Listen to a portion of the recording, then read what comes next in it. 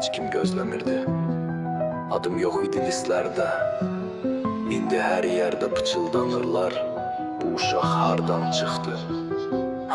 Mikrofon tutanda sanki dünya susur. Sözlerim ateş, dilimden od yağır bu buzlu ruhumun üstə.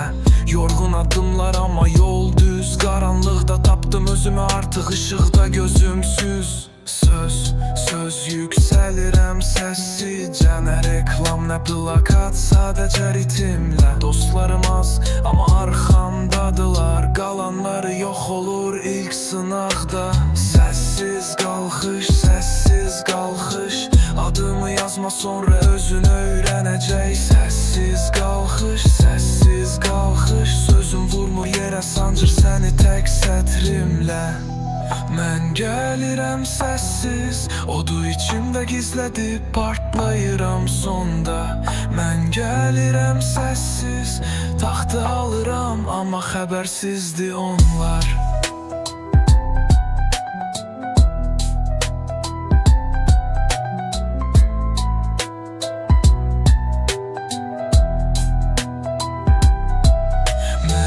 Tanımayanlar indi profilimə baxır, amma keçmişimdə heç kim yoxdur, sadəcə davam et var. Hər uğur iz qoydu, mən izi silmədim, çünki o izlər göstərdi mən necə dirildim, qormadım. Tənqidlərdən, gülüşlərdən, hər yalan dostun maskasını çəkib tulladım.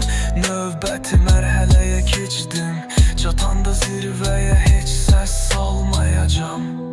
Sadəcə baxıb deyəcəklər, həqiqətən burada haqq varmış. Səssiz qalxış, səssiz qalxış.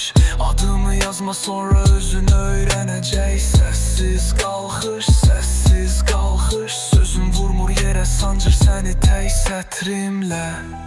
Mən gəlirəm səssiz, odu içimdə gizlədib partlayıram sonda.